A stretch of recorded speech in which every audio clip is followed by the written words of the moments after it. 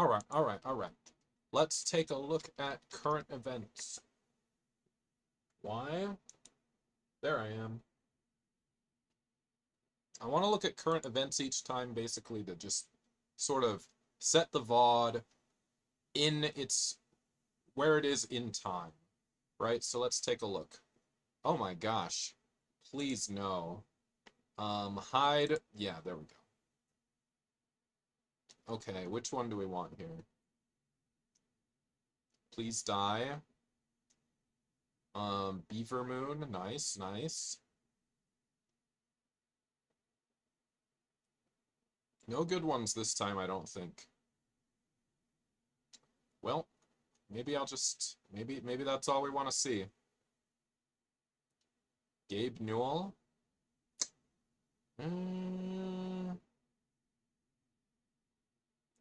Let's see. What one are we doing? C++ today is going to be one of them.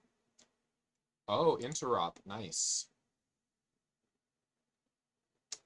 Okay, okay. Should we take a quick look? Oh, it's pretty short. Okay, let's just look at this part. 3 concurrent strategies. Improve existing tools and address tactical issues within the Rust project to reduce interoperability, friction, and risk in the short term. That's, I mean, it sounds like a good idea, right? It's kind of, maybe it's a little vague, a little general, I don't know. It's probably fine. Build consensus around long-term goals, requiring changes to Rust itself, and develop the, what the? These are like 50,000 feet overview points, right? Engage with the C++ community and committee to improve the quality of interoperation for both. Well, I'm a little sorry I clicked on it, but whatever. Let's go back to exercism. Let's do this. Okay. So one thing I did want to do is I kind of wanted to go back to Pangram, which I was working on yesterday, right?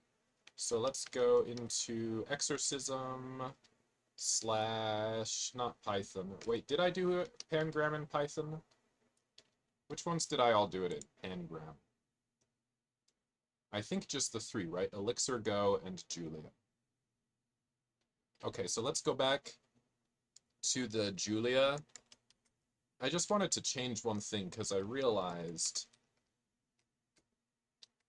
that there was something about like the way it's implemented, like the philosophy of how it works. So if we go into the Pangram Julia file, here's the function, right? And I have this string of these letters, right?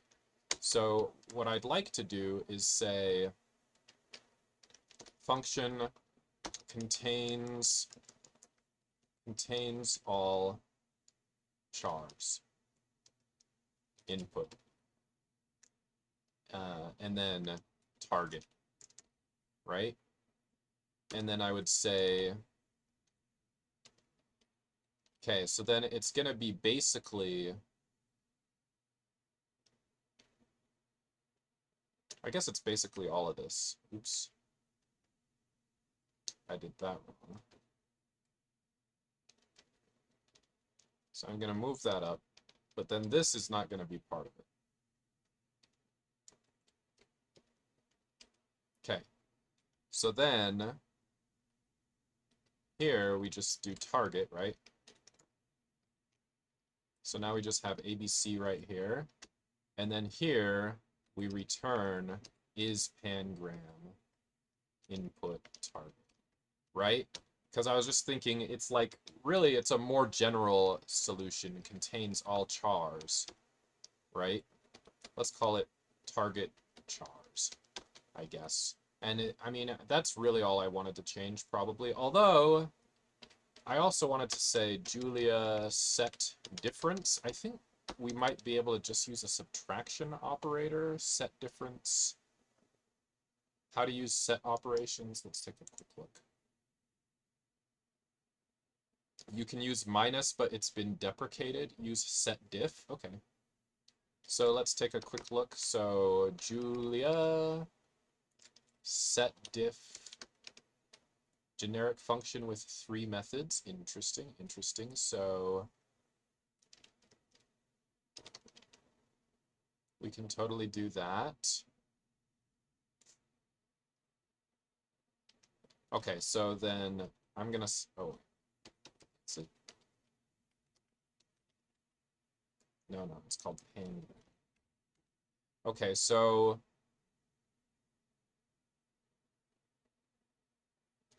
if I go into Julia and I say S equals set ABC, okay, and now I say S2 equals set CDE, let's just say, okay, so now I do set diff SS2.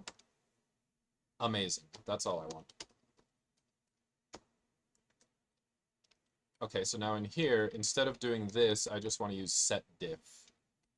So do I need a char vector input? I don't think so. I think I just need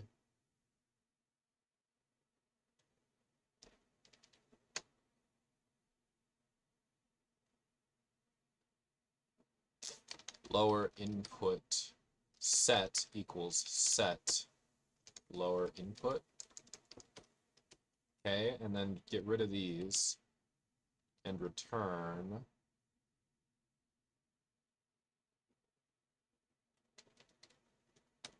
set diff lower input set. See, isn't that much nicer? That's way nicer, I think. Okay, let's see if that passes. No, not some. Test.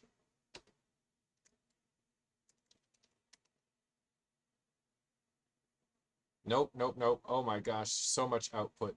So much output. Okay. Let me look at one of them. All right, target not defined. Okay. Oh, I changed it to target chars.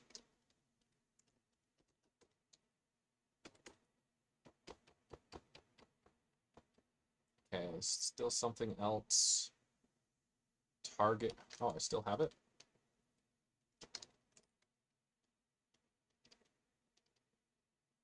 Well, of course.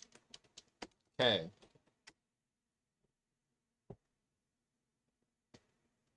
Nope, nope, nope.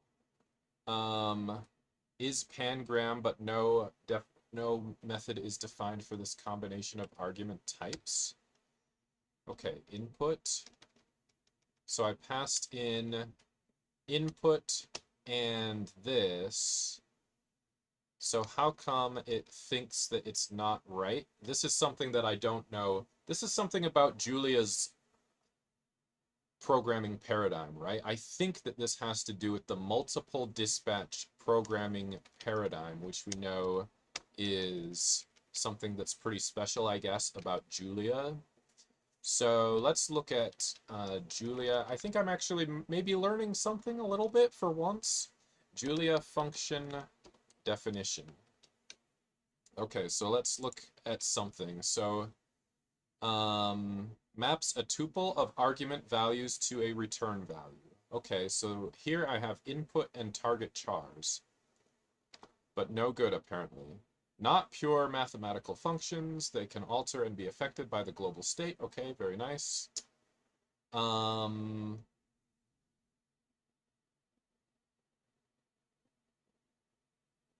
Okay, so we can do like this. That's nice. That's very nice.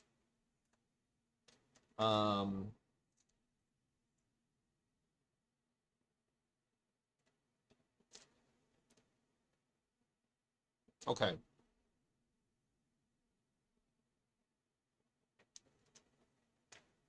Wait a minute. Oh my gosh. I'm not learning anything. I'm just making silly mistakes. All right, so now it passes. Okay, so now let's look at the file.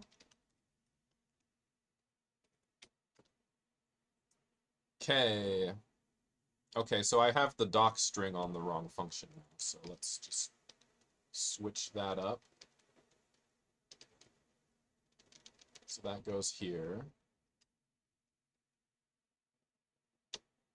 Okay, so basically the idea here is that is pangram is a special case of this more general idea of contains all chars. All right, so let me test one more time and submit.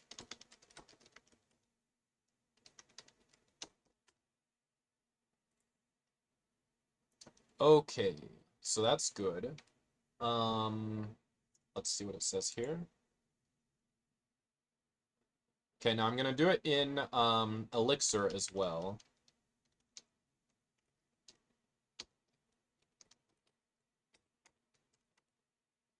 Okay, so let's go into our lib. Yep, right here. Okay, so once again, so def module pangram. So here I am gonna say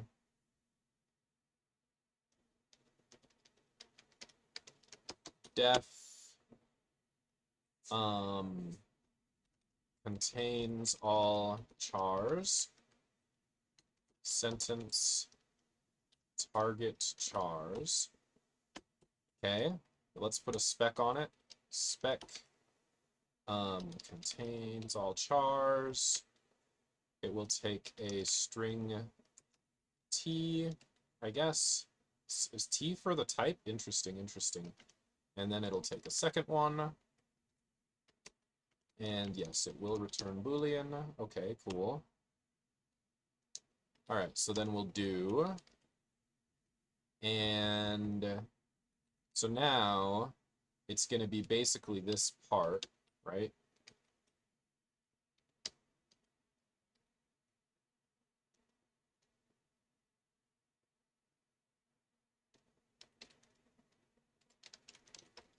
Let's not make the same absurd mistake again. I should find out about doing like AST aware refactor replace in Vim. Like in VS Code, it's usually you just press F2.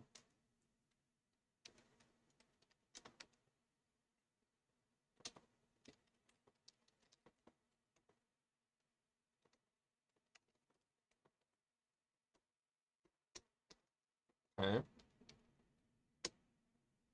So now we'll say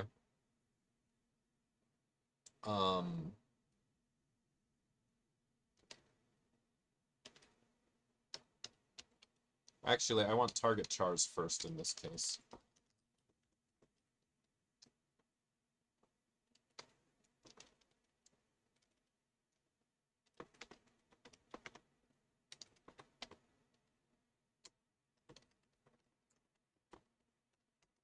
I think that's it. Let's test. Okay, so that looks good. Let's look at our file again. Okay, what do we think? Determines if a word or sentence is a pangram. Pangram is a sentence using every letter of the alphabet at least once. Okay, so we say contains all chars. We put these chars in. I love it. I love it. This is nice. The Julia one ended up quite nice as well. So let's submit this.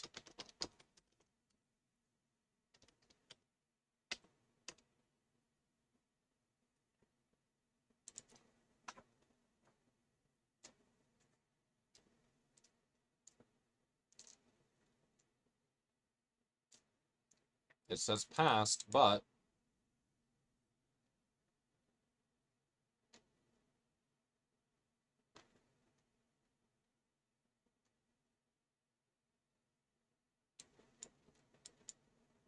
def p. I like this. This teaches you things.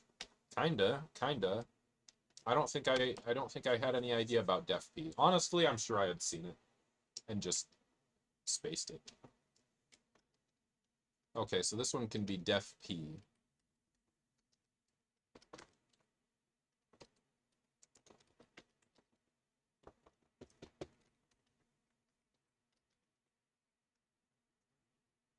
Okay, let's see what it says.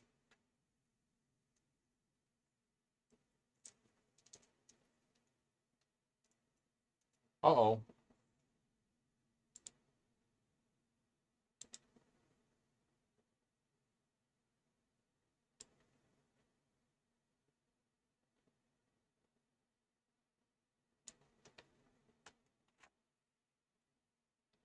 At doc attribute, let's take a look.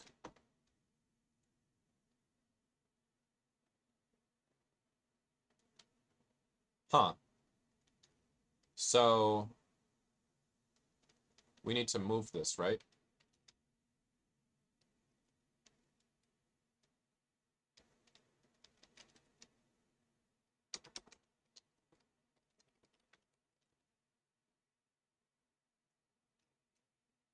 Does it show if there's a warning here? I think it's okay.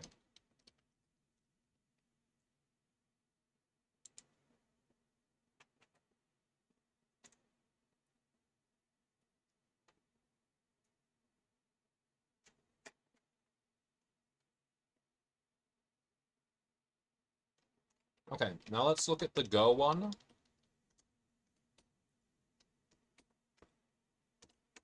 So the Go one is, in fact, a little bit different. So here, we're looking at R, so it's a rune from A to Z. So here we're going to want to say func contains all chars in range. Let's say runes. Runes in range. All right, so we'll put an input string, and then we'll put a from and a to, which are runes, right?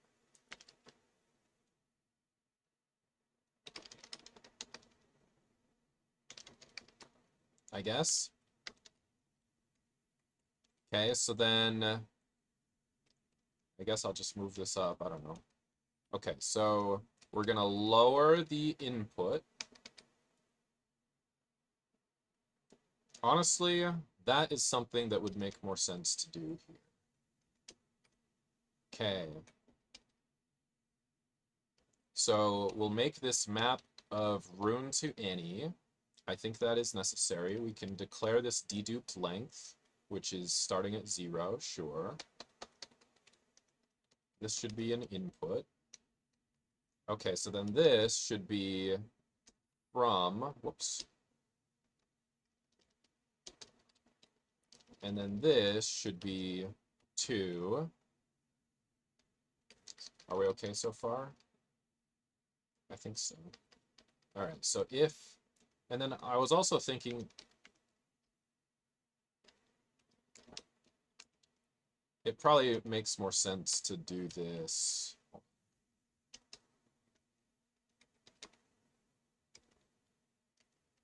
Yeah, there we go. If not okay, deduped length plus equals 1. Oh, wait. No, what am I doing? Okay, so this is 2. This goes here. That's it, right? There we go. So if not okay, there we go. And then here, we do int 2 minus int from.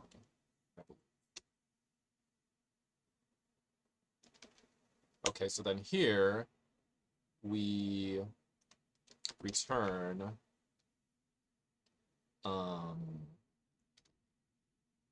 contains all runes in range. Oh, not that. Return contains all runes in range, lowered A Z. There we go. Okay.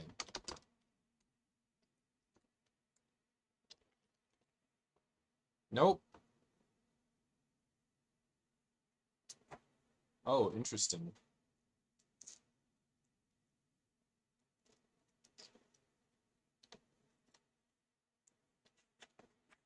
I messed it up. Poor skills. Okay. I'm concerned about this. Was this wrong? No, that should have been fine. From A to Z.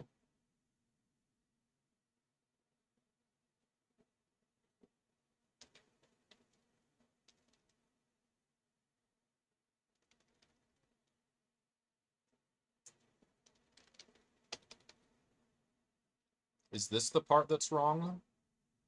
I think it is.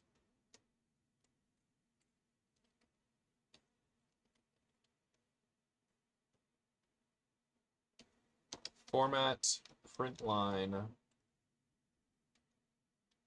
Let's say expected length equals int2 subtract int from. I think whatever it is, it's probably not right. Expected length.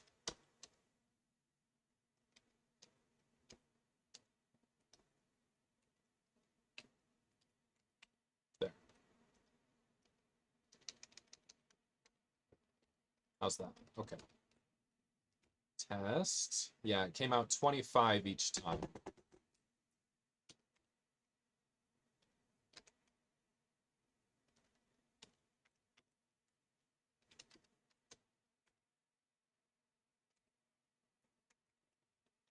Okay, so let's get rid of that and that. Go format.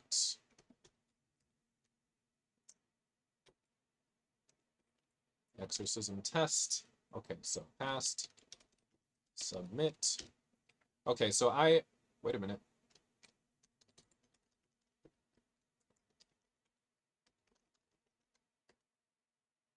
Okay, let's take a look. Oh gosh. And it says, hopefully it'll say passed.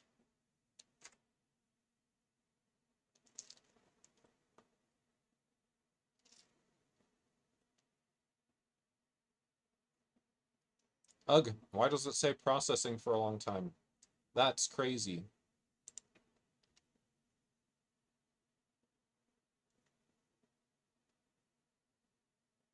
All right, so let's take a look.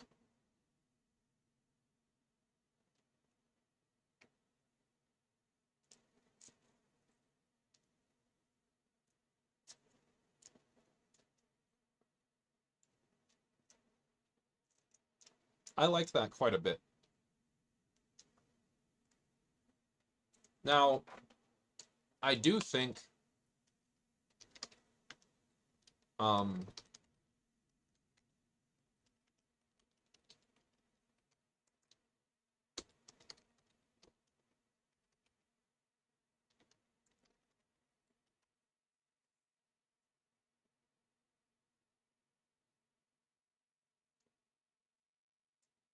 if we kind of compare these, contains all runes in range. It just feels like a little bit of a weirder problem to be trying to solve compared to contains all chars. I feel like contains all chars is a more general problem and one that sort of makes more sense to want to be solving rather than runes in range, because this has too much to do with like the specifics of how they're encoded basically. But either way, it's cool.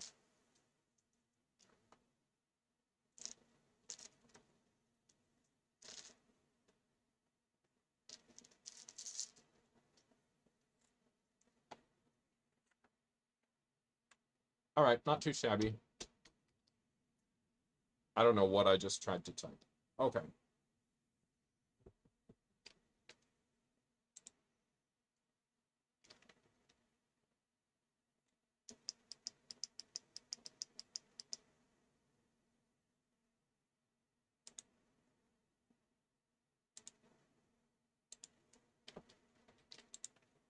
Let's for sure try to finish up these base conversions because they're really not very complicated, right?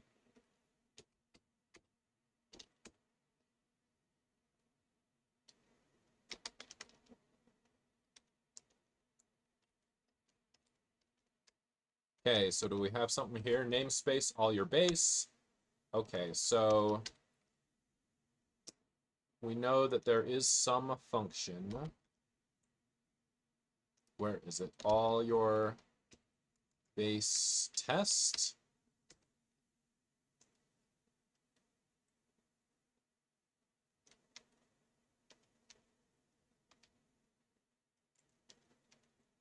You know, I haven't been practicing enough. I don't remember how to open another panel.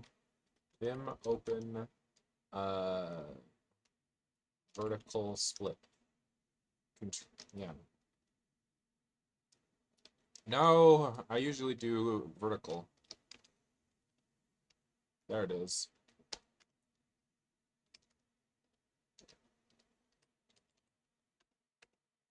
Okay, here we go. All right, so if we're looking over here, what do we need it to be called? So all your base convert. Okay, cool. So we just need to have a convert that takes an int and an int array and another int. Okay. So this will be called function all your base. No. Convert. There we go. Okay, so it takes a from int array in digits int 2. Yeah? That should be all we need there, right? No, it's not function. What do we call it here? Oh my gosh.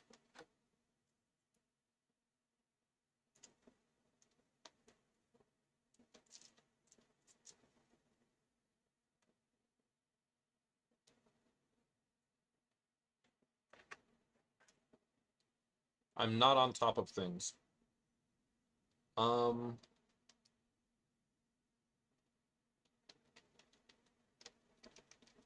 No, you don't put function, you put what it returns.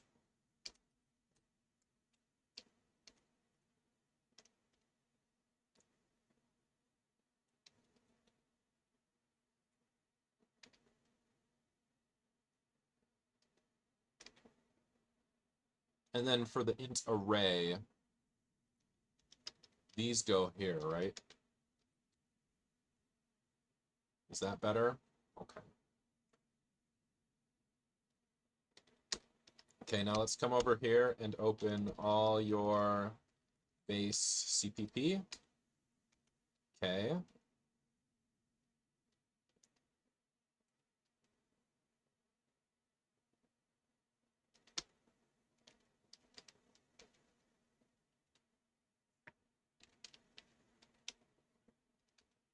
And then, wait. And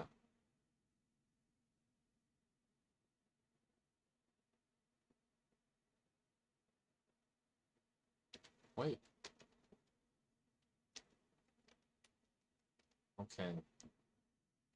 I'm gonna close that. I'm embarrassed, and I should be. Okay. Whatever, it's fine. So let's copy this. And there we have it.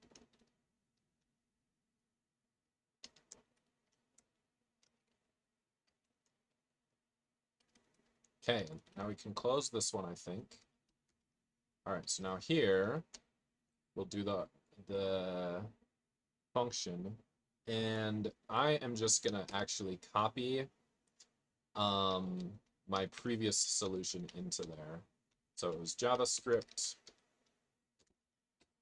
all your base JS. Yeah, I'm gonna put that into here.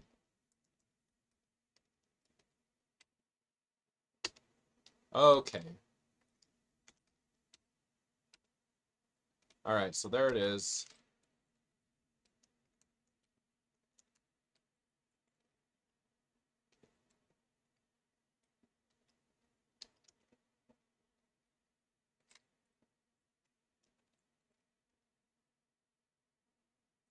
Okay, let's take a look.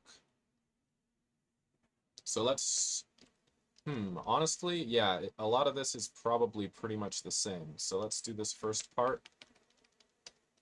If, okay, so throw Ah, do I remember how to throw in C++? I do not. Let's take a look. CPP reference, throw. Throwing exceptions. Let's take a look, baby. Okay, so they threw a 1, 2, 3. Okay, I guess that seems fine. So what were we expecting to throw here?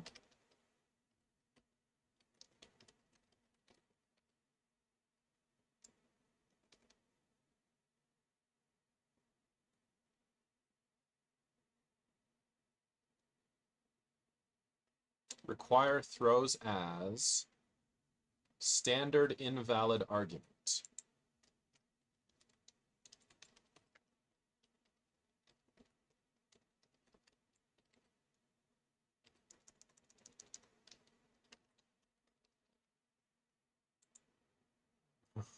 Please don't show me AI answers. I'm not in the mood. All right.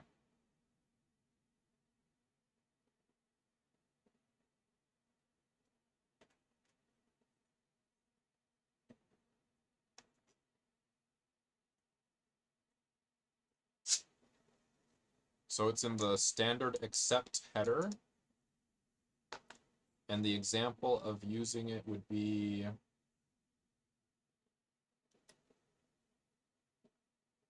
they try here, so they're catching it.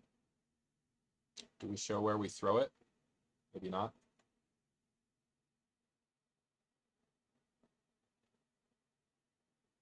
All right. I think it's fine. So let's just come into here. So we don't want to throw new error, I don't think. I think we just want to hash include standard error. Is that what they called it? No, standard except. Yeah? It says file not found, so I might be in trouble.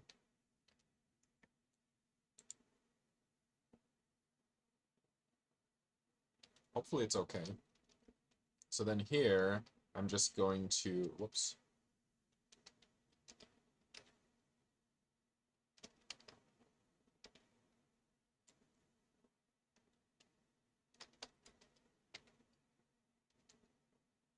Use of undeclared, what is that saying? Use of undeclared identifier STD? Oh, shoot.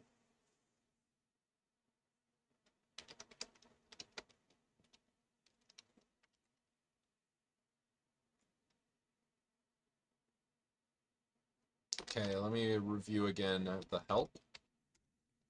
Okay, so to make the file,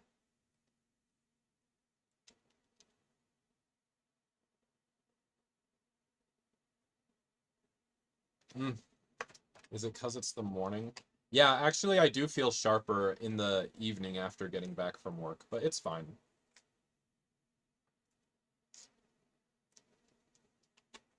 It's fine, we'll figure it out. Okay.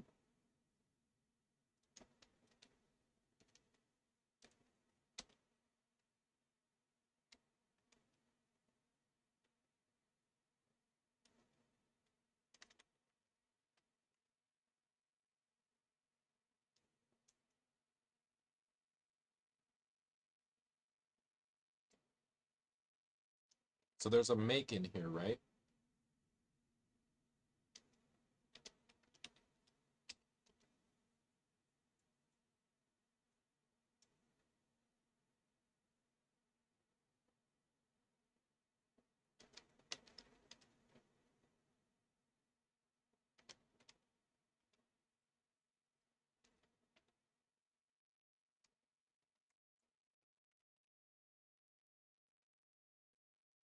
I can't think.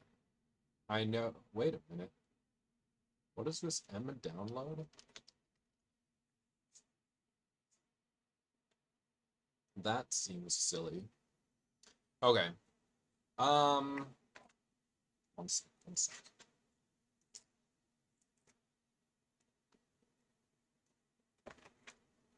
I've plainly learned nothing from the previous times. Okay, let's look at the help again.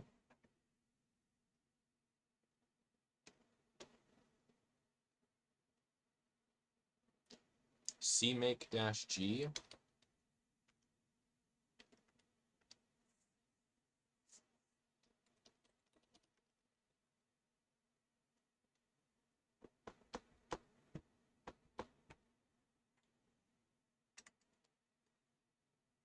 Oh, it's a vector, not an array.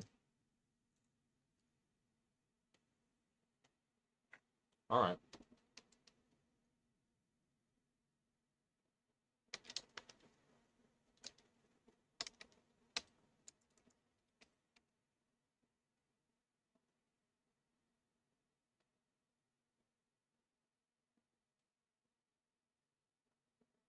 Using namespace standard here.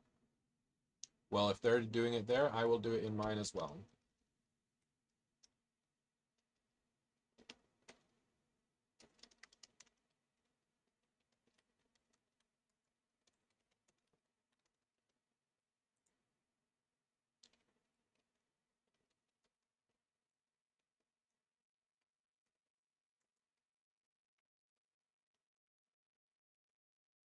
Okay, so this is not that. This is vector. And then we put int here, I think.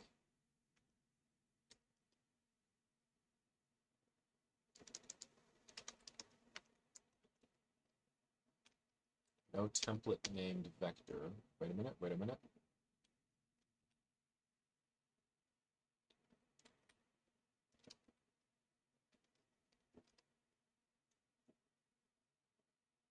Vector unassigned int.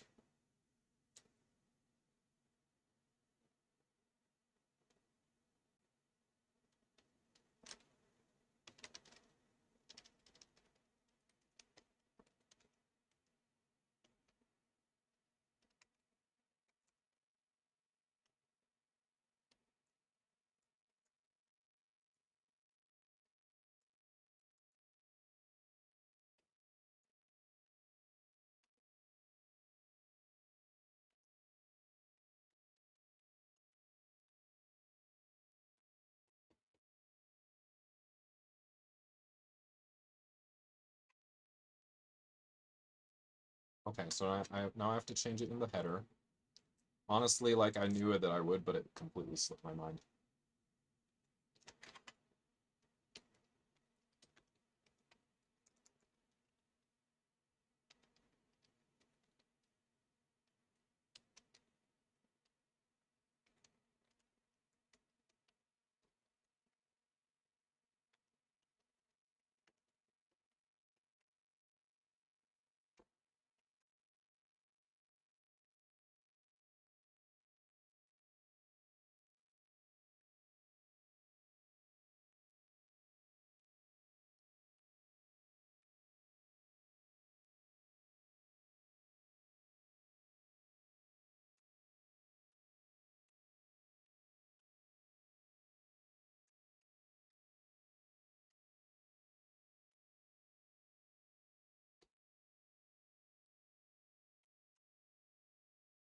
Is that better?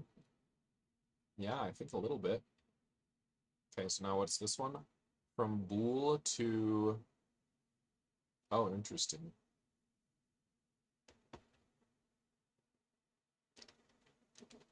Because I'd forgotten what it was supposed to return.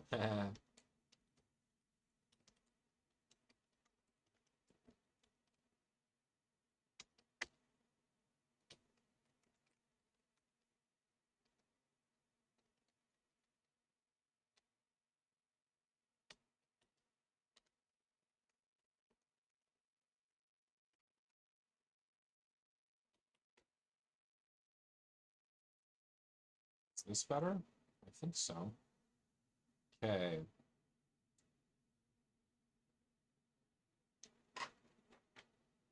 All right, cool.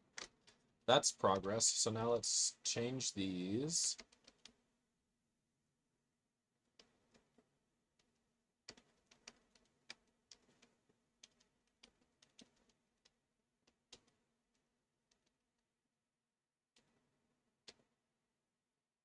Okay, so A is supposed to be digits. I'm just gonna change it to A right here, probably.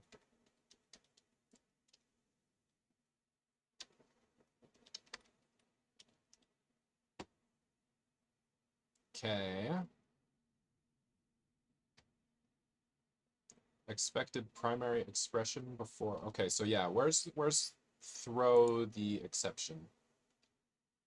So they throw 1, 2, 3, but do I have to like new the standard exception? The invalid argument?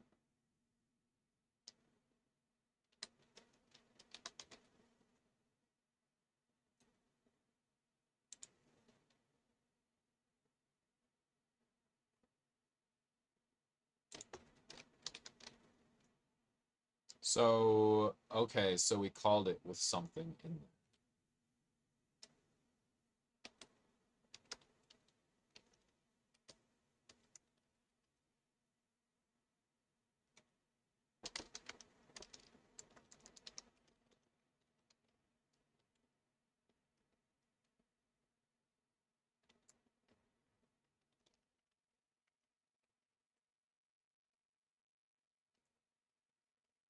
So what's this one? Invalid input digits? Or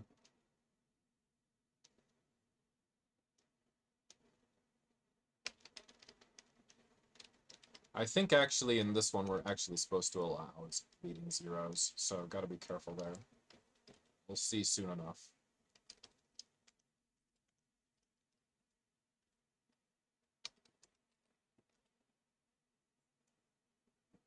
I have triple equals in there still. I didn't even look for that.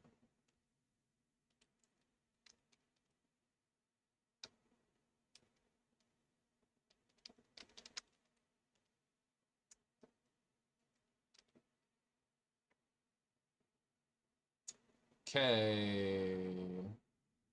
Oh, length. Oh, interesting. So does it have a size or something? What does it have? It has size type, member functions, begin, end, return the number of elements. All right.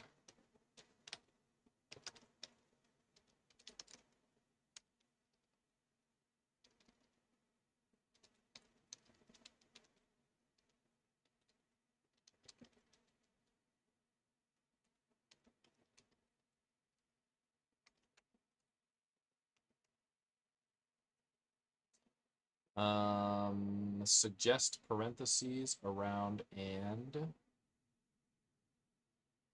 W error equals parentheses. Okay, so of course we can't do this. This is crazy. We might be able to do something kinda similar-ish. Oops.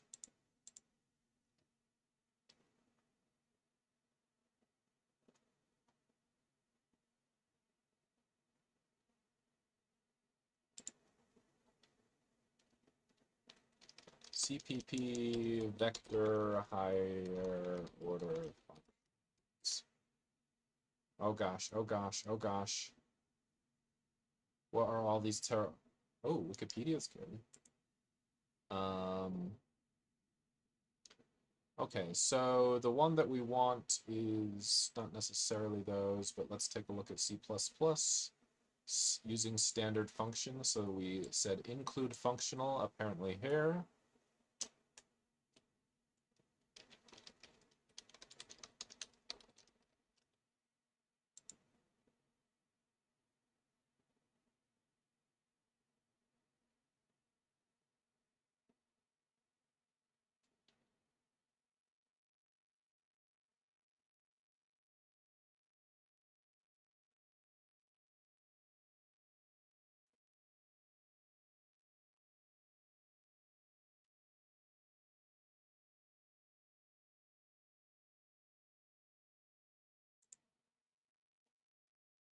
I know, I have for sure read that we have reduce And there's also, what was the other one called?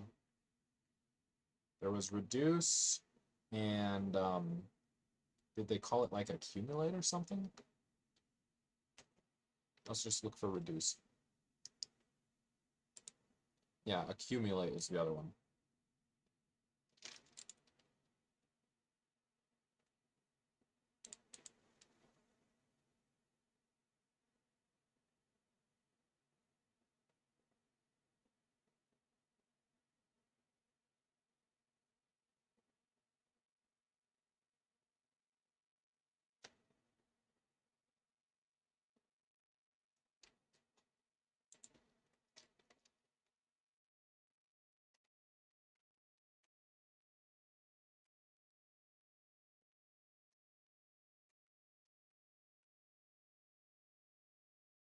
Let's see if this guy will help.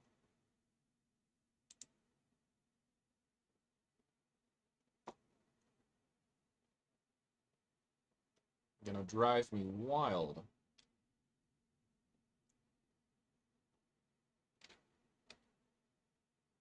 Okay, sure. You know what? Yeah, sure. Let's just do what it said there.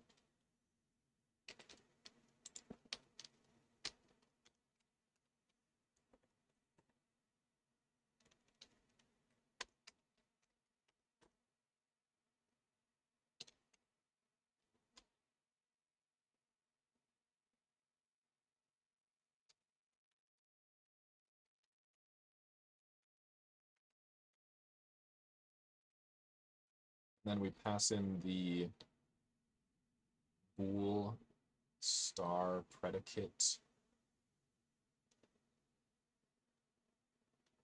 So we passed in a vector.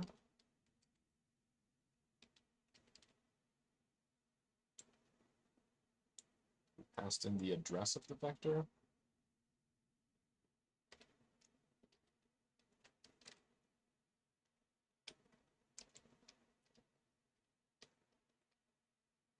Let me just look this up. CVP passed by reference. So do we just put the and at the end? Is that what has happened?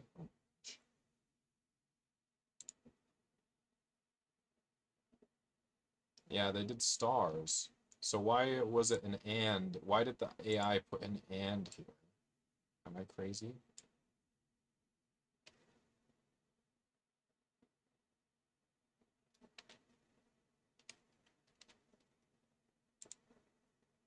This seems better. Oh, wait a minute, wait a minute. Using pointers or using references? Okay, so this is why they used an and.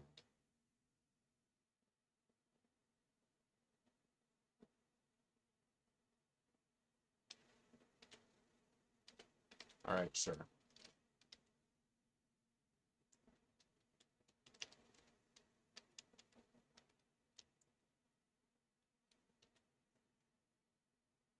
Okay, so then what is this doing?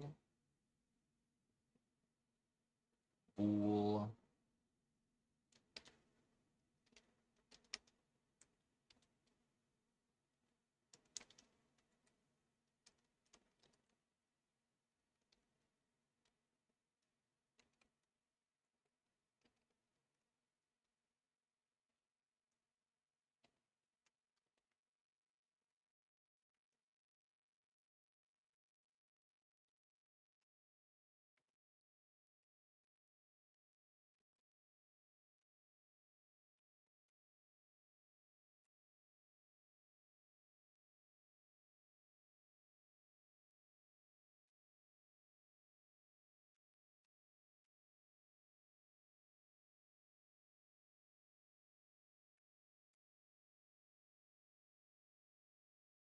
Okay, so then here, how do we pass in the lambda?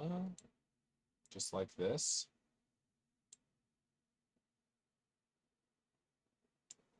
What is this doing here?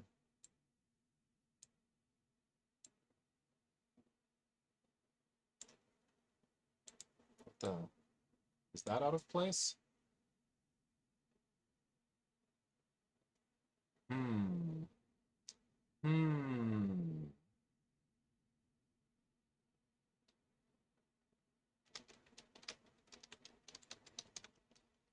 It's just something that I'm not familiar with.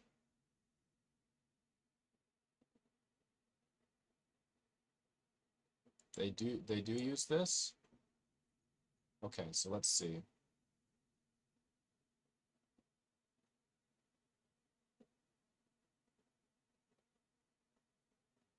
It's just, yeah, it's just syntax that I'm not familiar with, but you know what? At least I will have seen it. It might not stick, but at least having seen it is something. Okay, well, let's just try it the way they did it there.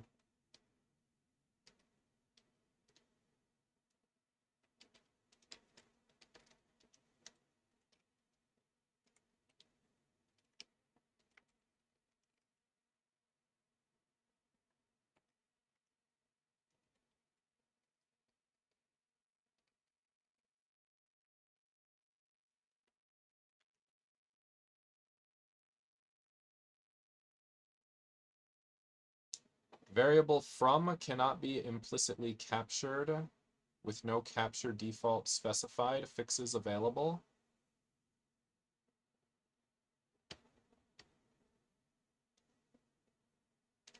Okay. Let's see.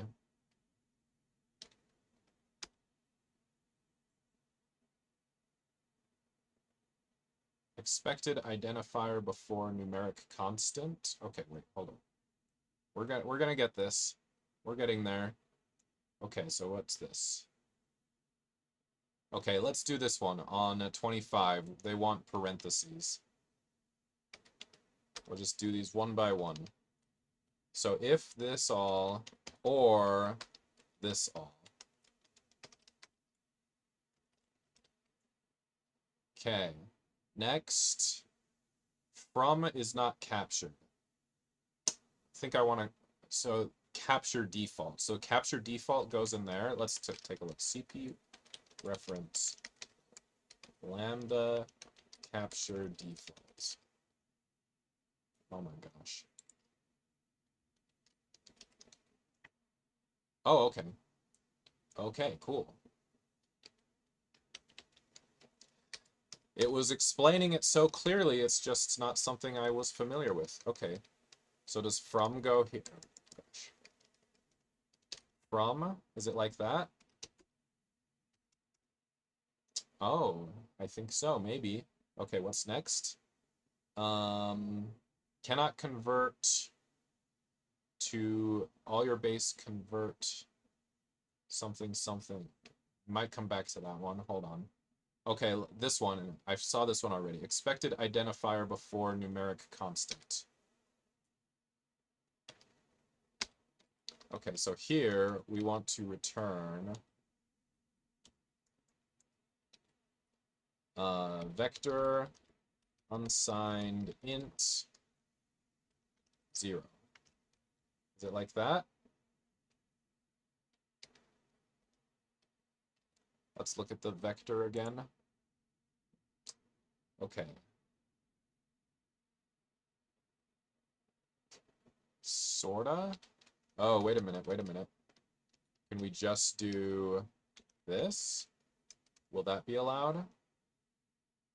Braces around scalar initializer. Let's see what it says here.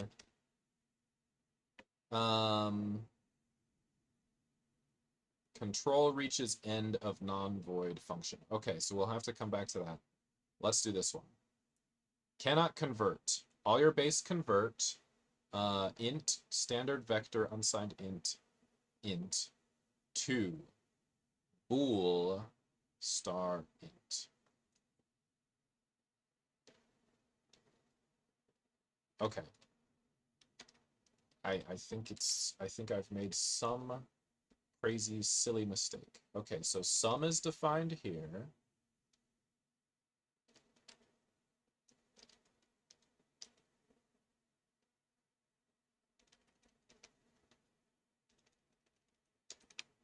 It should probably be there. I don't know if that makes any difference.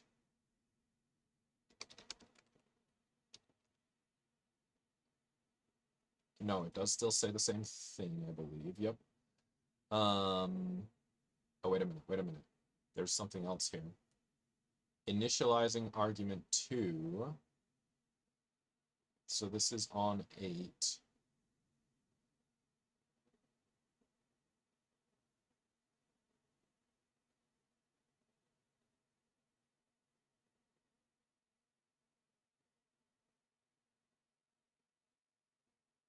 Oh, huh.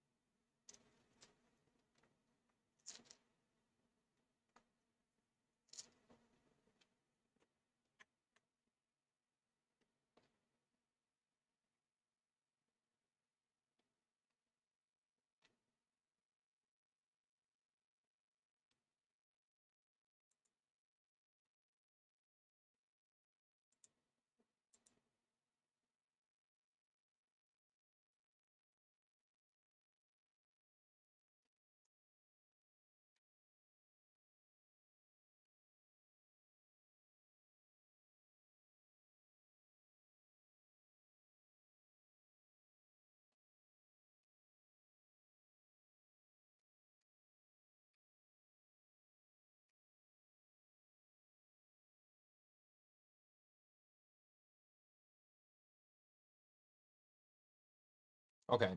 I think I'm not sure about that one yet. So I'm going to come down here and try this next part. This has been real slow so far. Ha!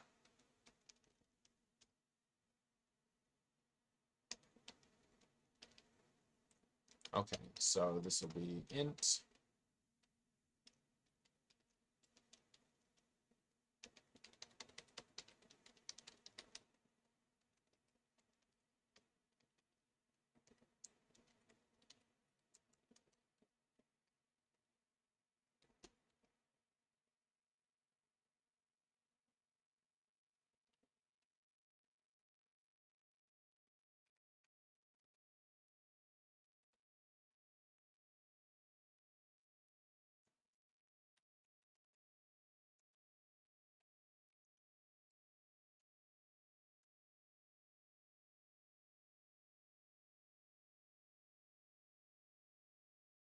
Okay, so the vector, can we like push to it? I think it's, oh wait, push back, add an element to the end. Let's take a quick look. Okay, cool.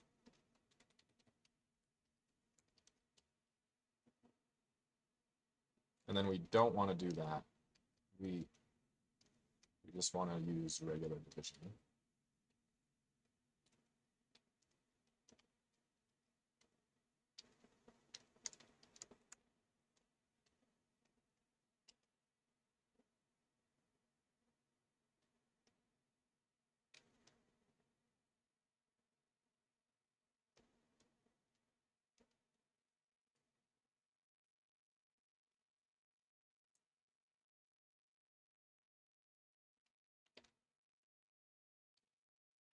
Reverse. Okay, so we don't have a reverse here, or where would it be?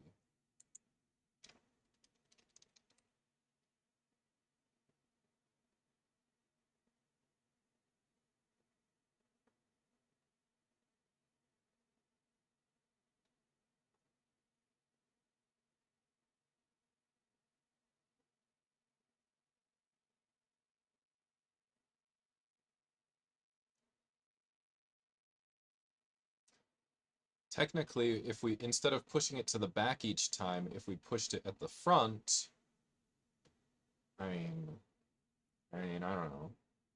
Okay, add an element to the end, erase, construct, insert, insert. Okay, so if we want insert, then we can put it at a position, and the example would be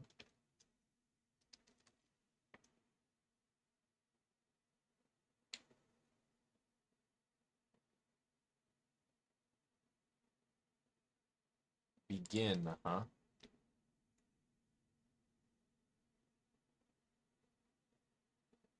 Return an iterator to the beginning.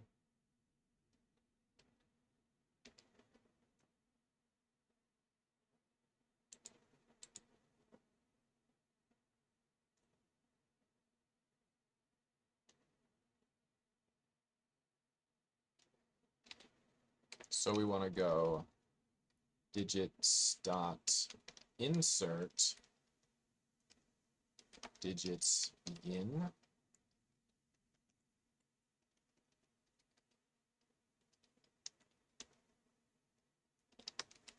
Okay, let's see what it's saying now. Okay, I've still got a length in there somewhere. Let's get rid of that.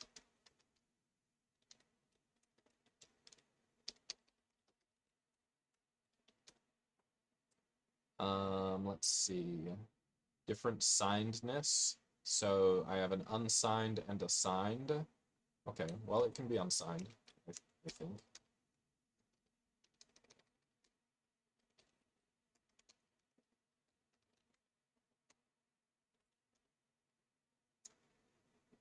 Okay. Still this. Still this. Okay, what about this one? Oh, I've got this. How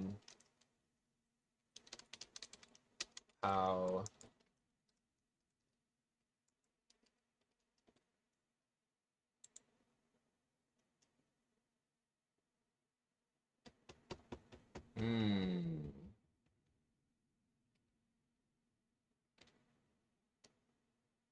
Do we have one that returns an int?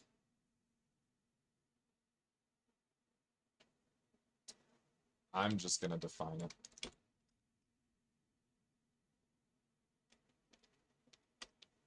Int pow,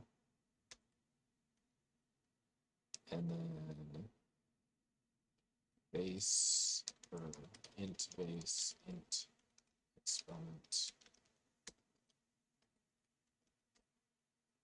and then while exponent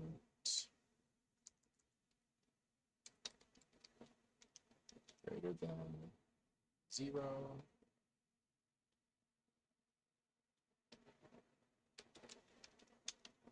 if exponent equals 0, return 1.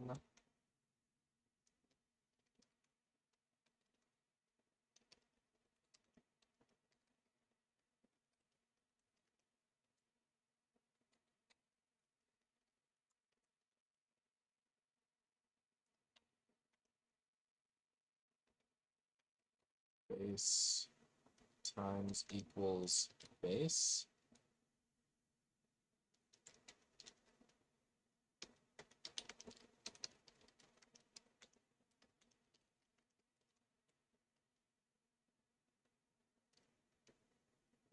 Let's make it recursive, honestly. I think it's a little easier to reason about that way.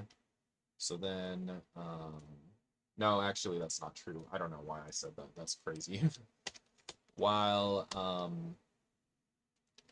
exponent greater than 1, base times, no, hold on. We're going to say int unsigned int result equals base. Result times equals base. Exponent. Let's just put it here.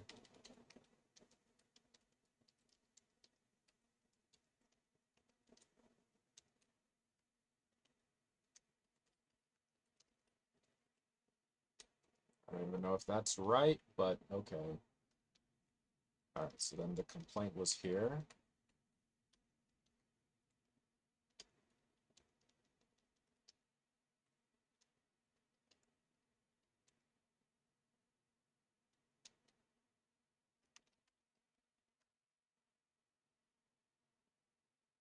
Okay, so just this last one. Cannot convert.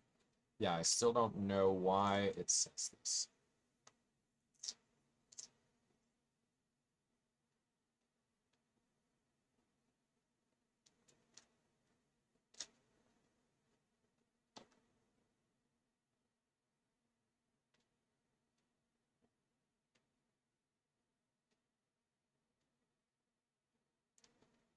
Okay, so I have a lambda.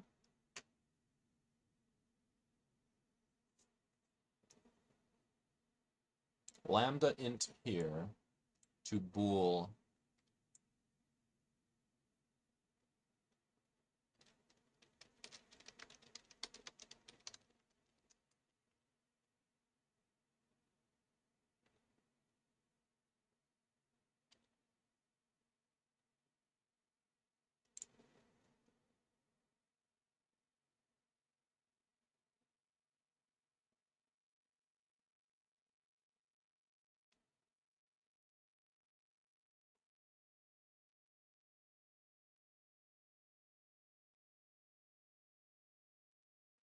Only captureless lambdas can be converted to function pointers.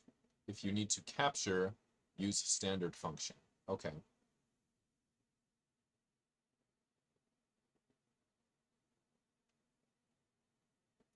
Well, that sounds like probably what I wanted from the start. Okay, so we don't want this. We want to hash include functional.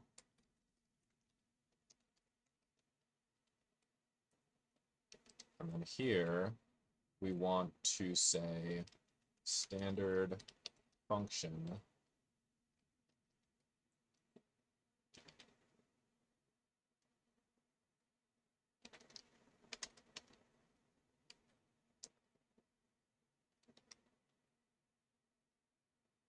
That's a really nice syntax, I think.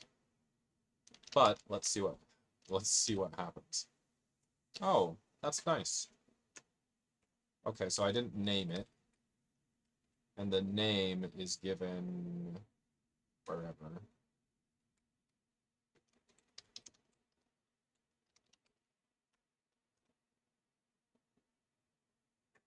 That's a really nice syntax, actually. I like that a lot.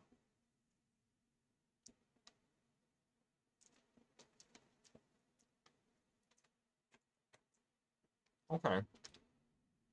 Well, in the end, that wasn't so bad. All right, so I'm using namespace standards, so let's get rid of that.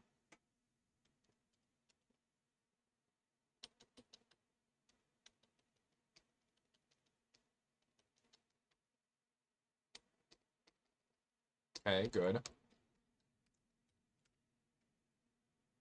Okay.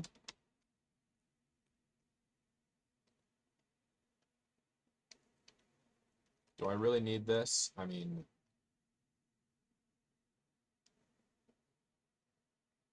sure.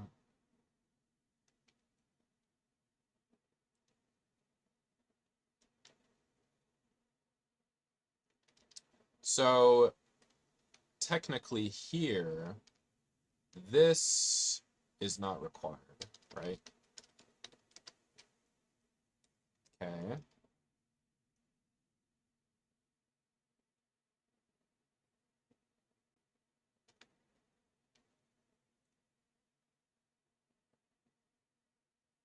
This is fine, I think.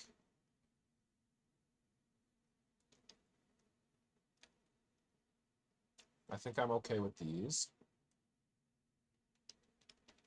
I like that this worked out okay. Okay, cool. Let's try submitting then. So we need to submit our H file and our CPP file. Uh-oh.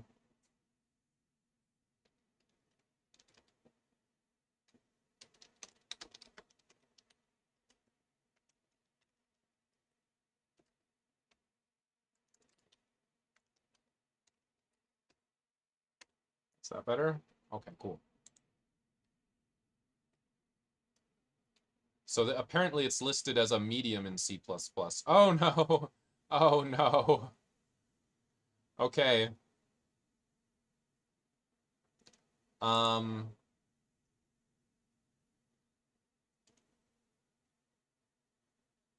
What is this? We received the following error. Um... Oh no. What is this even saying? Make two... Uh-oh, I'm in trouble. I'm in trouble, baby. It just says error 4. And then here it just says error 2, and here it just says error 2. Oh no. Any hints?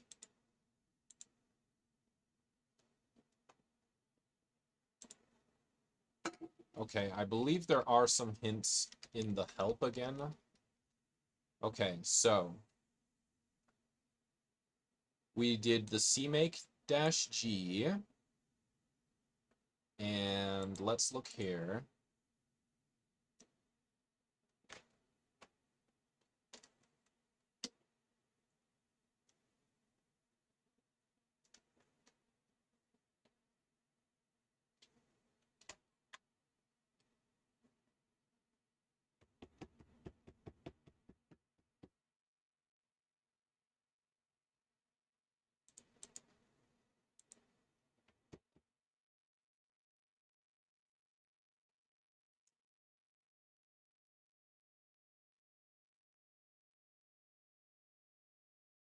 Error 2.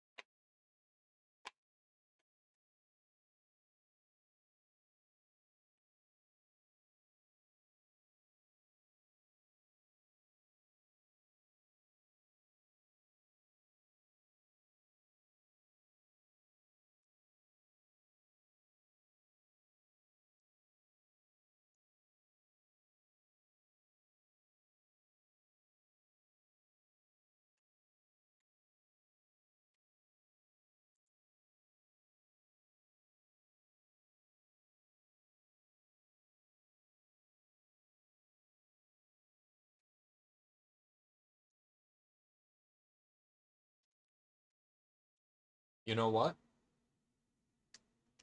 I did it in reverse order.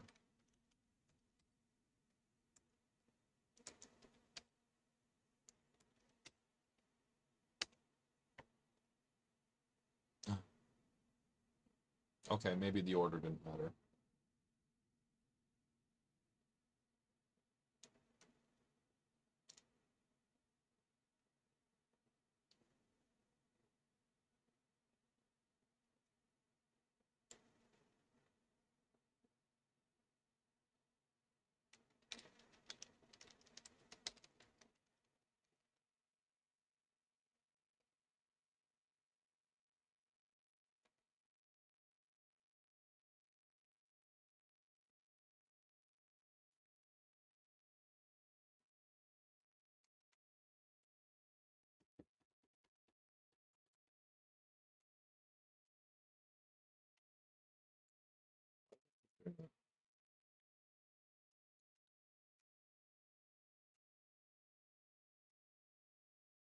Ah,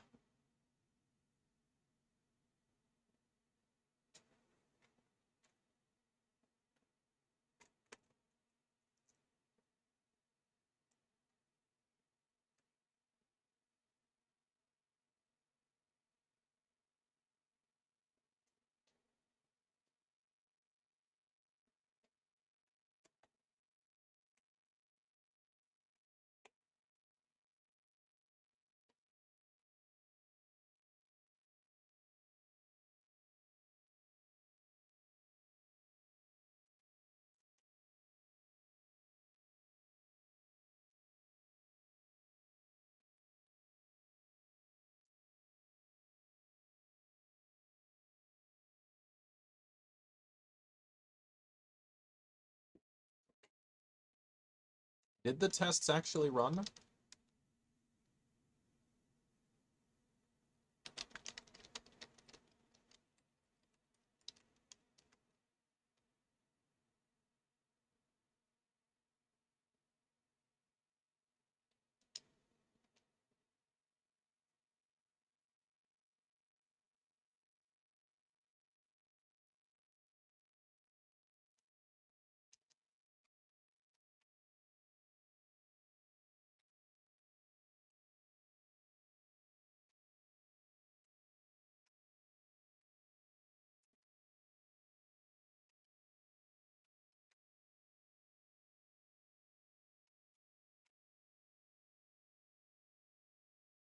Didn't.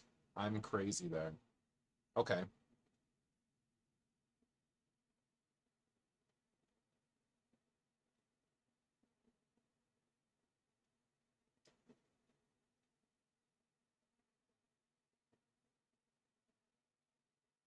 Okay, let's do them one by one here.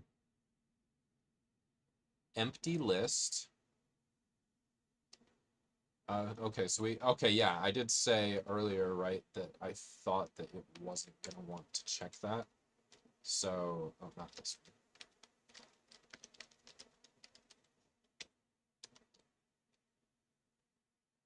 Here. So here, I believe that we actually allow any of these cases, which we did not allow in the JavaScript version. Okay. And then we just have one more fail, which is require expected equals out digits. Let's go in there to 89.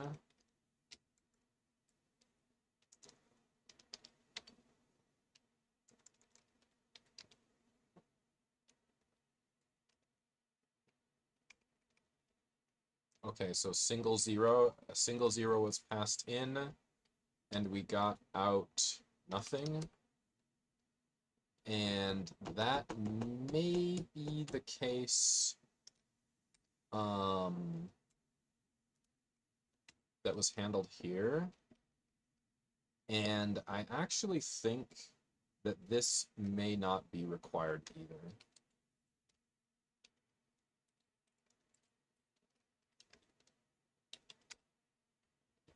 Okay, so that's better.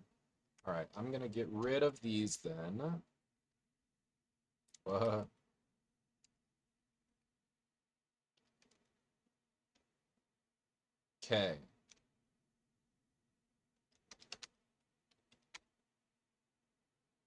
All right, sure, let's try submitting again.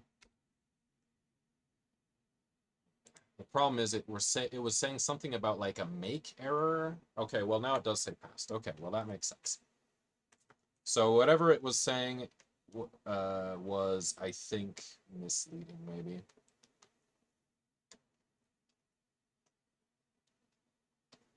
Well, that took frickin' forever. Because I'm so dumb. All right, it's fine.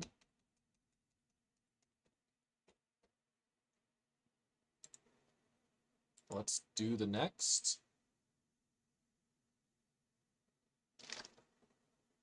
Oh, I didn't mark it complete.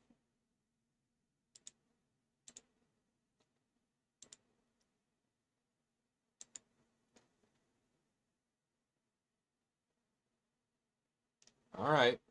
Erlang. So this is going to be the first Erlang. We're going to join the Erlang track. Let's try to finish it without taking forever. So let's do the tooling first. This seems like a winner to me. Let's try it. Sometimes this can take a while.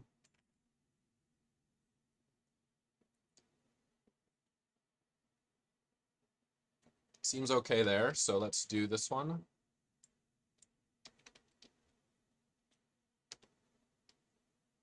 Let's see.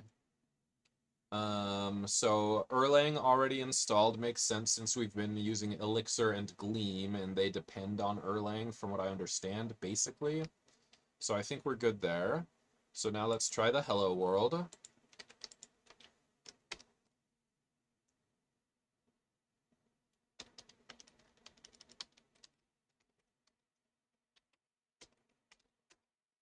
All right, so let's go into the source.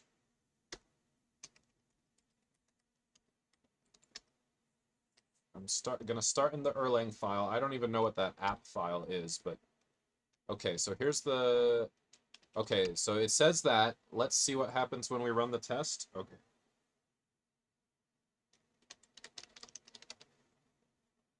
It says, didn't skip any. It failed one. Okay, yeah, so we got this word instead.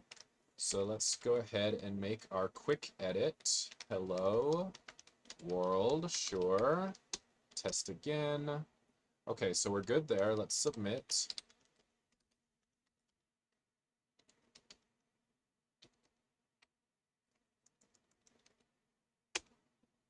Is that it? Let's see what it looks like.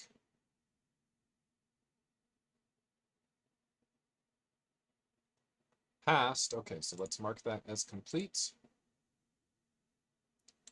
Okay, so now we'll close out there. All right, so now we're gonna do, oh wait, not this one. Go back, go back, go back. This one.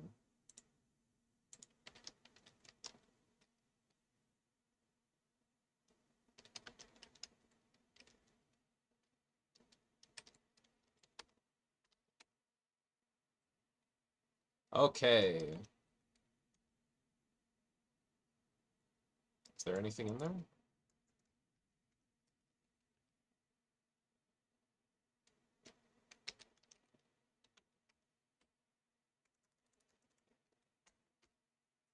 All right, so here is our Erlang stub file.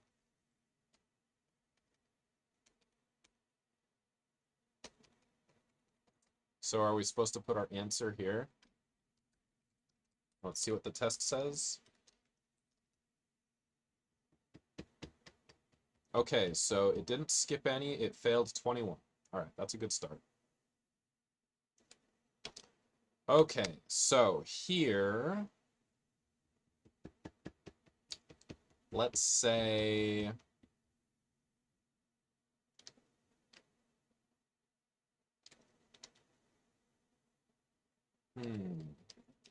Erlang. So this is my first time seeing Erlang. Erlang function definition. Let's take a look. All right, so they put all this, and then there is a body with a dot here, or with semicolons. Okay, function declaration, function clauses, separated by semicolons, okay. Terminated by a period. All right, sure.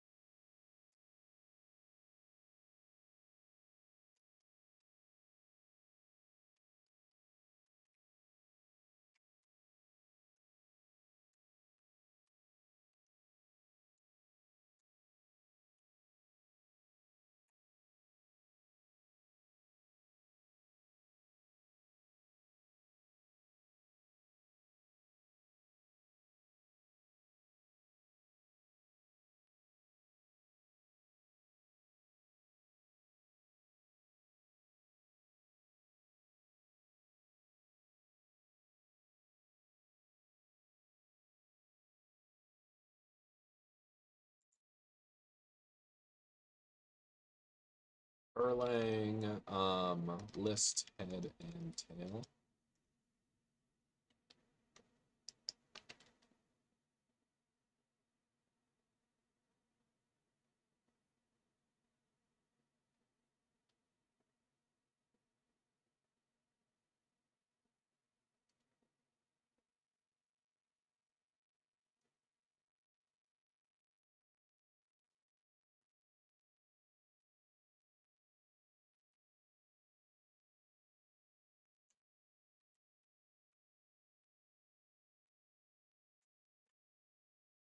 Better hurry up and finish this up, my goodness.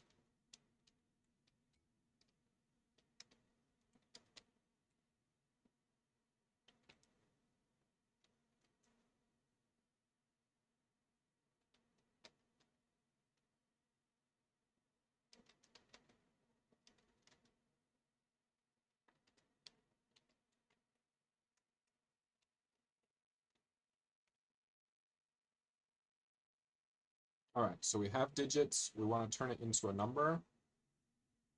So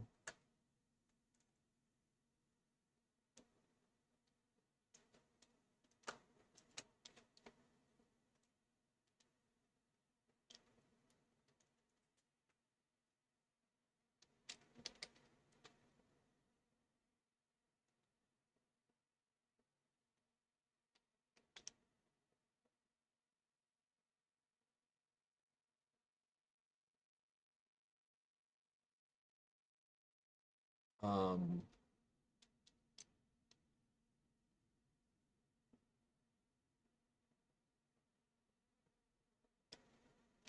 how was it?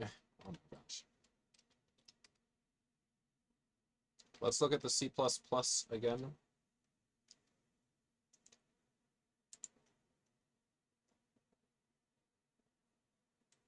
So we got the digit, we got the multiplier, and then we added. So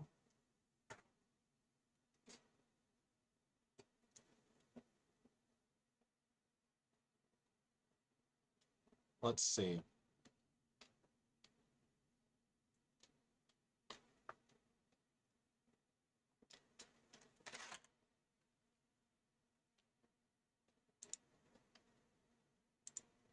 List handling. Can we have like a list size?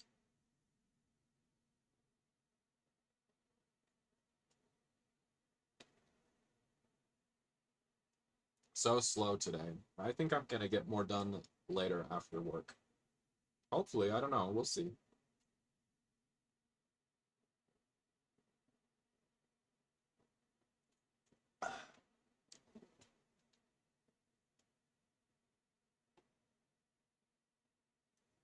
Yeah, I feel like I've kind of come to a halt here.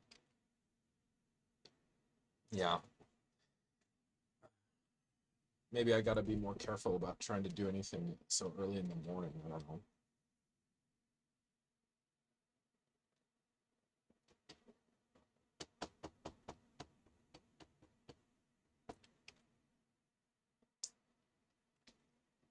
Okay, so let's think it over. How do we do comments? Comments in Erlang. Start with a percent? Okay.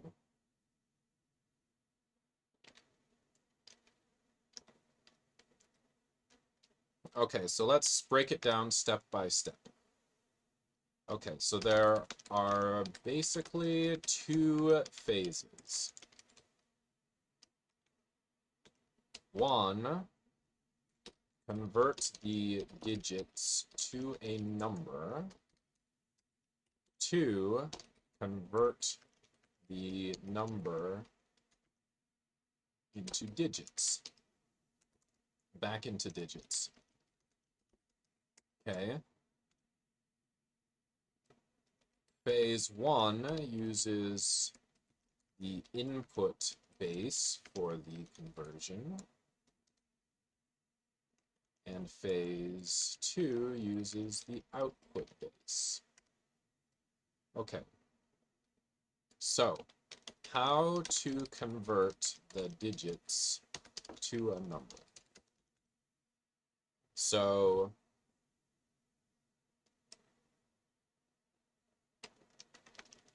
the first digit will be multiplied by the input base raised to the power of, what?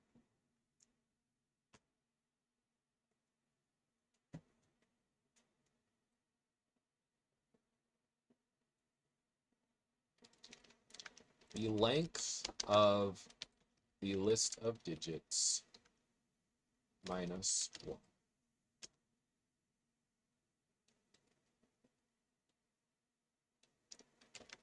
The remaining digits will be handled recursively.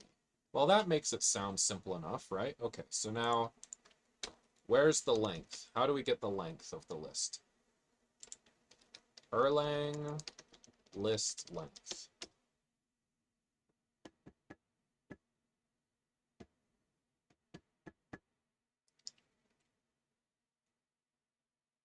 Use length. Okay, easy peasy.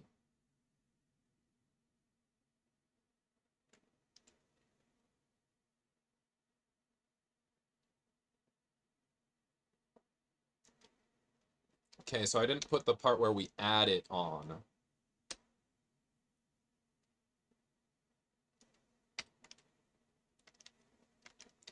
Add the result to the total. Okay. So here, let's see. Exponentiation in Erlang. What the? Why is it this?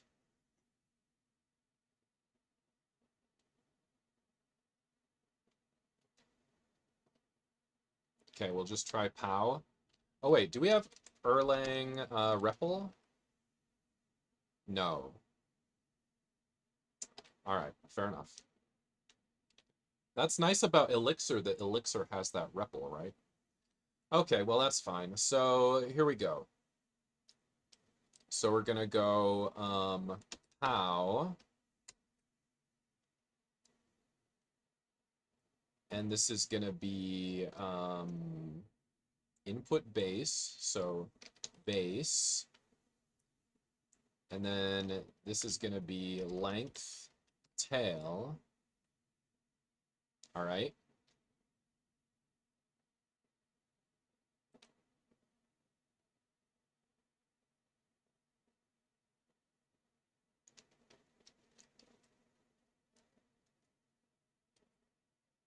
Okay, multiply by D. And then add N. No, you know what? That's crazy.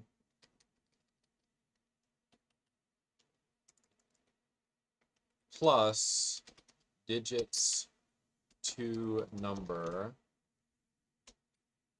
tail base. Okay, but now we need to add the base case where we get passed in nothing. So we'll put the period at the end here because that's the end. Digits to number. So then this one we get passed in empty. We still get passed in base. And then here we just return 0. And semicolon. Okay, so this one is unused. So we're going to try using it. But first, we need to do number 2 digits. All right. So let's put that in here.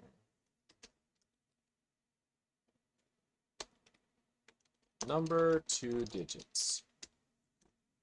So, and we can look at it again in the C++ file, right? Because we did it already. So we found that we add digits to the start of the list, which in Erlang, since the list I think is essentially like a linked list, which I guess is true of most functional programming languages and just Lispy programming languages, is they tend to use lists that are basically linked lists where it's easy to add to the front or to take off the front. Anyway.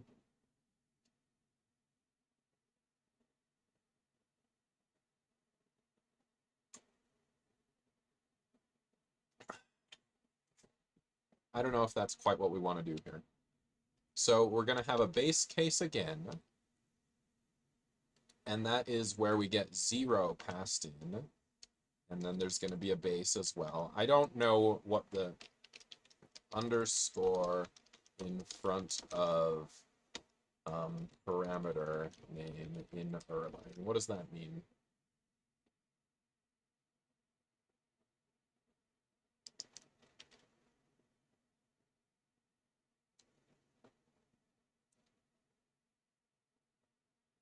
Yeah, why do they start it with the underscore? Is that...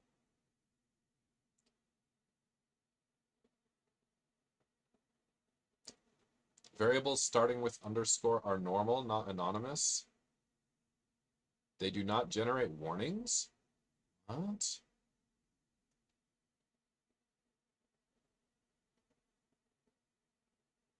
Oh, jeez. Okay, well, I don't think I want that underscore anywhere, because I think the warnings are probably wanted.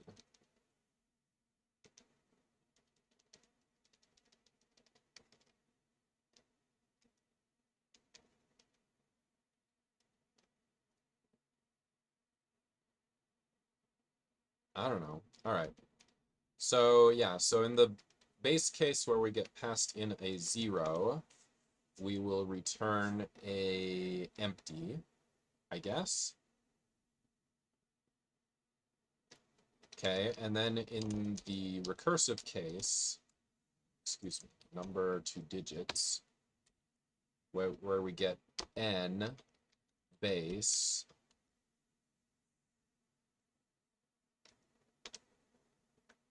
then we will return a list of 2 parts. The second part will be number 2 digits called recursively with, again, we're going to do a division, right? Erlang integer division.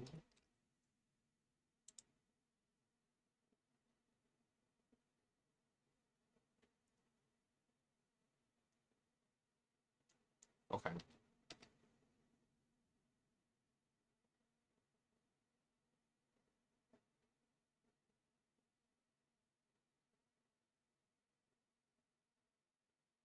Wait a minute.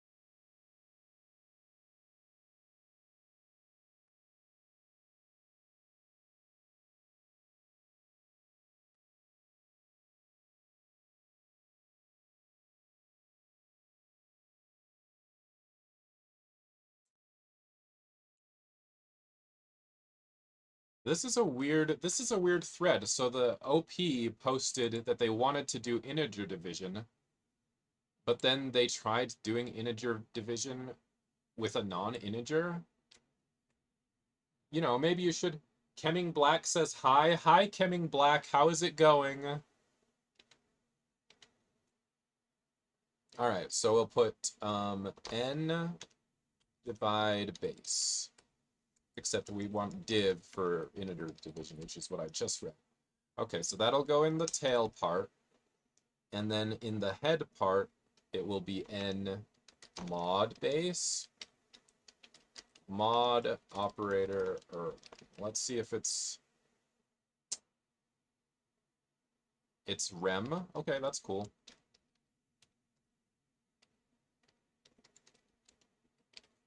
Let's see if that's right. Interesting. I'm good, and you? Yeah, I'm good. I gotta get going pretty soon. But it's been a slow morning for me, just being dumb and not finishing hardly anything. Okay, so I'm trying to put together these digits. Yeah, I guess that seems okay. So in the C++ answer, we put it on the front. Yeah. So then here, I guess we're going to go number 2 digits, and we're going to pass in digits to number, which will take the digits, and it will take the input base, and then this one will take the output base. And I mean, I guess that's it. Okay, now let's see what it says when we try the test. Says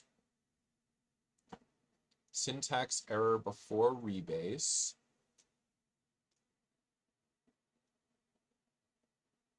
Rebase /3 undefined.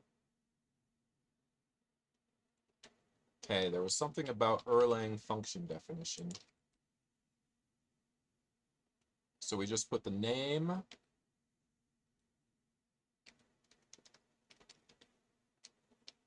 Okay, so I've got a name here.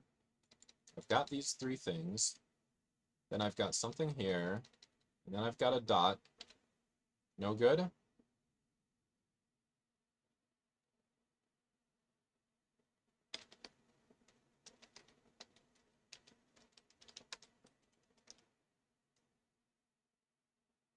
Nope, still syntax error before rebase. Oh, I don't have a dot here. Maybe that was it. Function pow/2 undefined. Oh, I was looking for it to just sort of be defined. Erlang pow, because somebody... Oh, we have to import math, I guess, probably.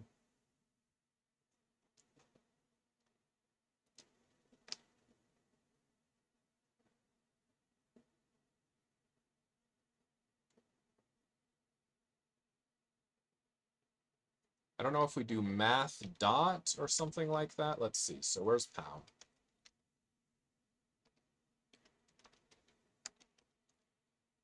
I don't know. No, it's not math. Okay, so using module in Erlang.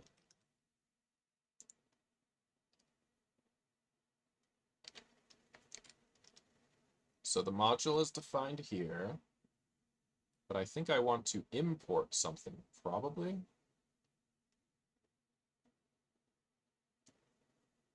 Include.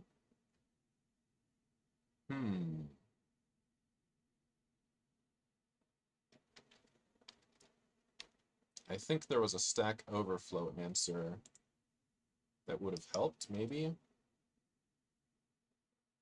So they put pow here, the math module.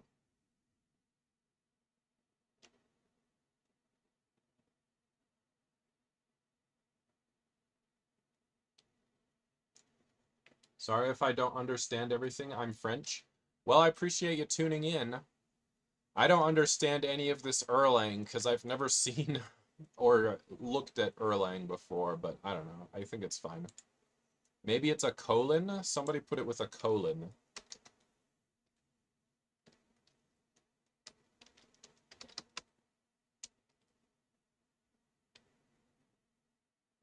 Oh, okay, that's better. Okay, so I still have an underscore here. Do I have any others? I think that's okay. All right, so then this one, number 2 digits, 1 undefined. Okay, so I forgot to put in something that I needed. Where was it? Yeah, here.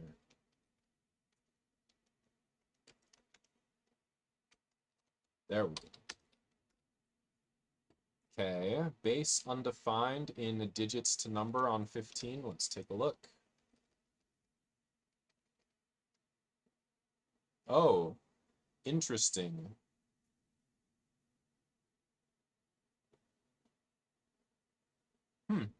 Not sure why it says that.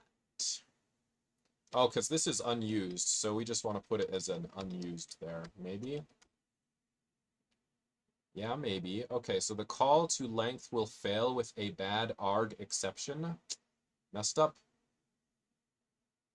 And then base is unused on 21. Let me fix 21 first. That's easier to understand. Okay, so now it's just this one. The call to length slash one. Okay, Erlang length function. Yeah, this is where I got it from. So they went length, and then they put something in there.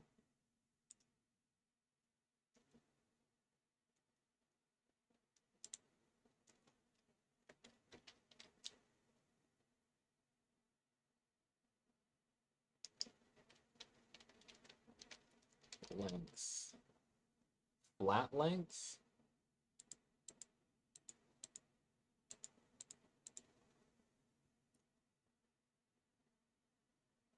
So we're using the length there.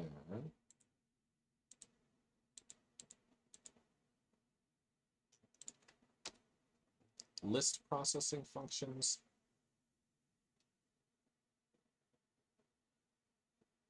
So last is here.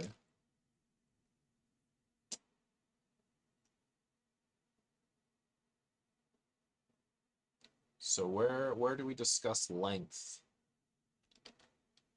Bad arg exception, because I tried passing in the tail.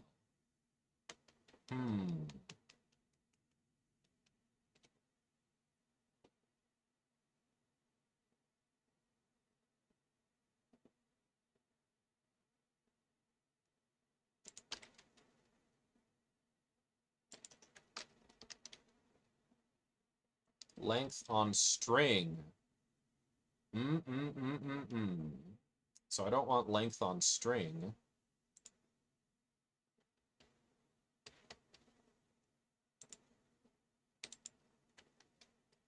Erlang number of elements in a list.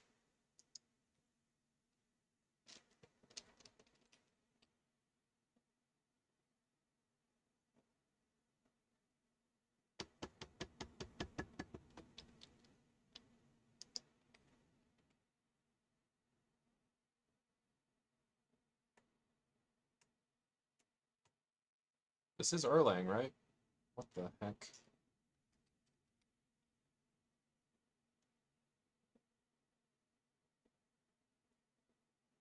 So flat length?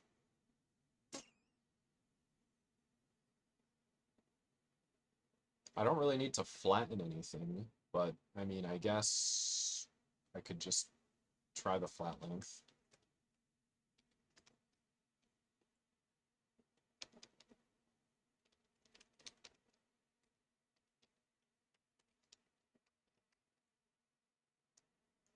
Wait a minute. I think it's list colon flat length.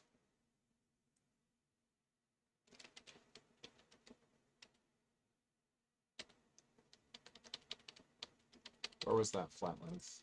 Flat. I think it's lists colon flat length, maybe? Oh, I think it worked. I think it started to work. Oh my gosh, okay, so did anything pass? No, 21 failed. I'm not even gonna have time to finish this one. Oh no.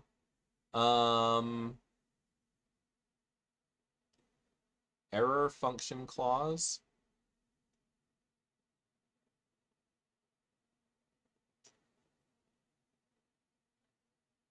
Okay, so they're all error function clause. Okay.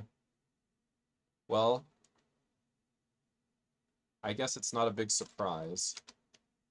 Okay, so digits to number like this, and then like this. Error function clause. Well, that's a little rough.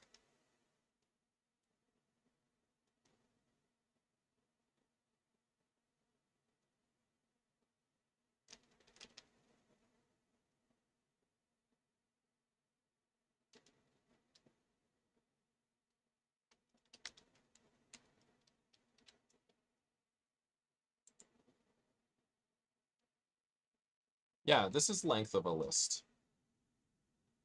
What the heck?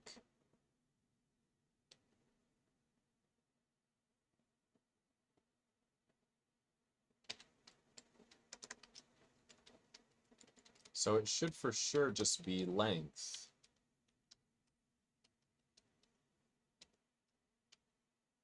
The call to length one will fail with a bad arg exception. It's supposed to return the length of list, so I think it means that this tail is not coming out as a, let's say it's t maybe, and then call this t, and then call this t. I don't know. Syntax error before base, so I have d. Wait a minute. I think I did something wrong in the list handling. See, that's the way I thought it was supposed to be. So they have H and T. That's what I have here. Oh, I'm missing a comma. Oh my gosh. Okay, so 21 failed. Bad arith.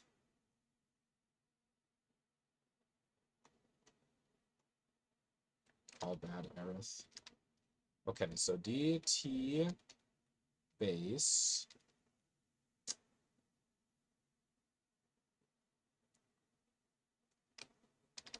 But where is the bad arith?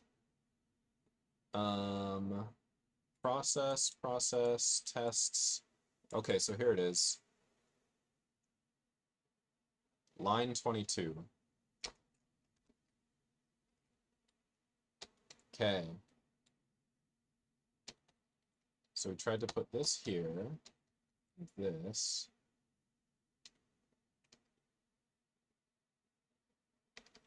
Uh-oh. N, remainder base.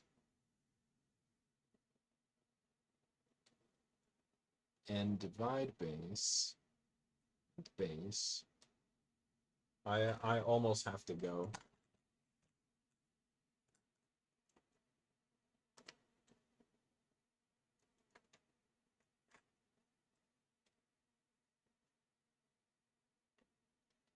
This has been my slowest and most unsuccessful sesh yet. Other than maybe the what was it? The Faro small talk. That one was bad, but like that was bad because I legit didn't understand. Today I'm just like mentally slower than usual. I'm always mentally pretty slow. But I'm gonna have to call it because I gotta get ready for